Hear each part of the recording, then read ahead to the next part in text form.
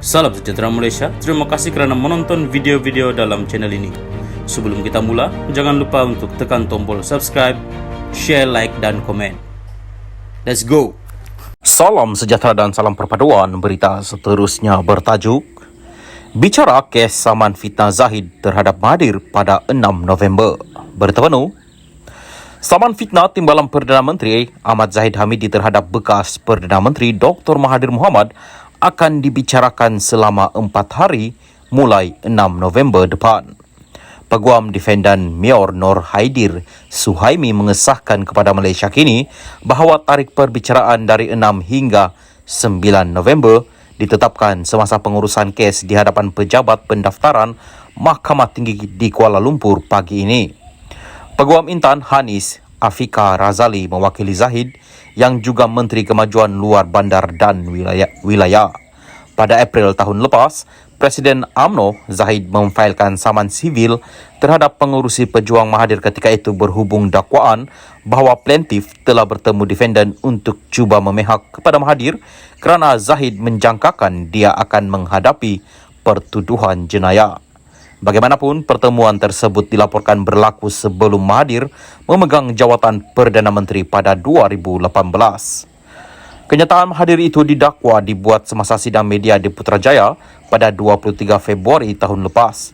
Dia menjawab soalan jika Zahid pernah bertemu dengannya semasa menjadi Perdana Menteri untuk membincangkan kes mahkamah rasuah yang terakhir. Zahid dalam pernyataan tuntutannya menafikan pernah bertemu Mahathir untuk membincangkan kes mahkamahnya atau sebarang tindakan agensi penguatkuasaan sebelum Mahathir menjadi Perdana Menteri. Ahli Parlimen Bagan Datuk itu mendakwa kenyataan Mahathir itu fitnah dan berniat jahat. Bekas Perdana Menteri itu pada 2 Mac tahun lalu menafikan memfitnah Zahid dalam jawapan kepada notis samannya. Zahid menuntut ganti rugi teruk dan teladan serta instruksi untuk Mahathir, pegawai, pembantu atau ejennya daripada mengulangi kenyataan yang didakwa memfitnah itu serta mengarahkan bekas Perdana Menteri itu untuk berusaha memadam atau mengedit rakaman kenyataannya yang disiarkan oleh media. Salam sejahtera dan salam perpaduan. Berita seterusnya dipetik dari syabudin.com.net bertajuk Penentang Zahid Hamidi sudah kena bungkus ikat mati. Ini masanya untuk mereka beralih ke lain parti. Berita penuh. Walau apa jua tanggapan atau cuba dinafikan, hakikat yang jelas dan difahami semua orang kini ialah kepimpinan UMNO pusat hampir sepenuhnya dikuasai oleh pasukan Presiden Ahmad Zahid Hamidi. Daripada 3 naib presiden, 2 daripadanya Wan Rosdi Wan Ismail dan Khalid Nordin memang diketuai penyokong kuatnya, manakala Johari Ghani pula bukanlah begitu keras tidak menyokong Zahid Hamidi. Senang cerita, ketiga-tiganya adalah bersama Zahid Hamidi. Daripada 25 ahli MT pula, hanya 1-2 yang diketahui bukan penyokongnya, manakala selebihnya adalah mereka yang memang dikenali sebagai penyokong kuatnya.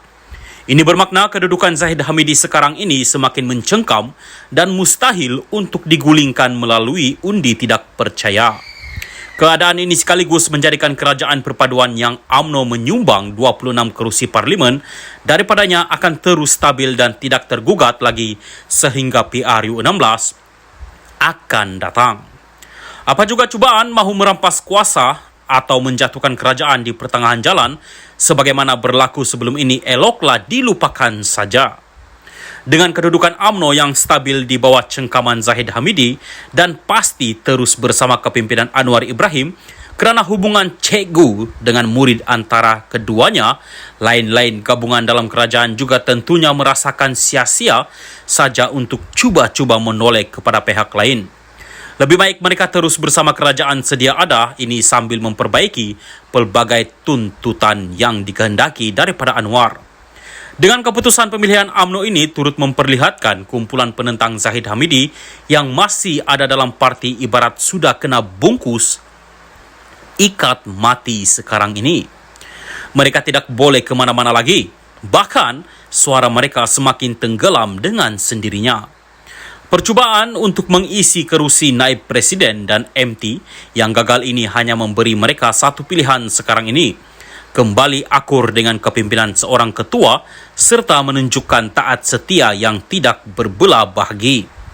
Tiada guna jika cuba menampilkan suara yang berbeza, kerana dengan cengkaman yang makin kukuh ini, tambah membuatkan Zahid Hamidi tidak takut sama sekali untuk memecat atau menggantung keahlian mereka yang berani menentangnya.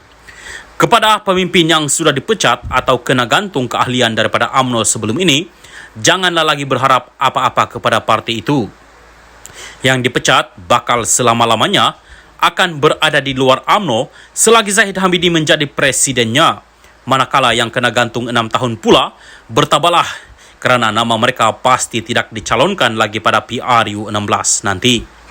Makna kata, kedua-dua kelompok itu sudah tiada tempat lagi dalam UMNO dan sudah berakhir riwayat mereka. Pilihan yang terbaik bagi mereka jika ingin terus berpolitik hanyalah dengan segera mencari wadah atau parti baru untuk meneruskan perjuangan. Pilihlah apa saja parti yang bersepa-sepa ada sekarang ini. Bersatu, PAS, Pejuang, Putra, Berjasa dan macam-macam lagi yang ada. Kalau tidak mahu beralih kepada mana-mana parti, konon sayang sangat kepada UMNO, elok bersara sajalah pilihan yang sebaiknya. Menunggu untuk kembali meneruskan perjuangan bersama UMNO yang entah bila waktunya, tambahan lagi usia masing-masing pun semakin menua, ia adalah kerja paling membuang masa dan sia-sia. Tambahan lagi, UMNO selepas ini lebih mungkin terus kekal sebagai penumpang saja daripada mampu kembali semula sebagai peneraju kuasa. Tetapi, jika memilih menyertai parti baru, mana tahu tiba-tiba mampu beroleh kuasa? Syabuddin Hussein, 19 hari bulan 3, 2023.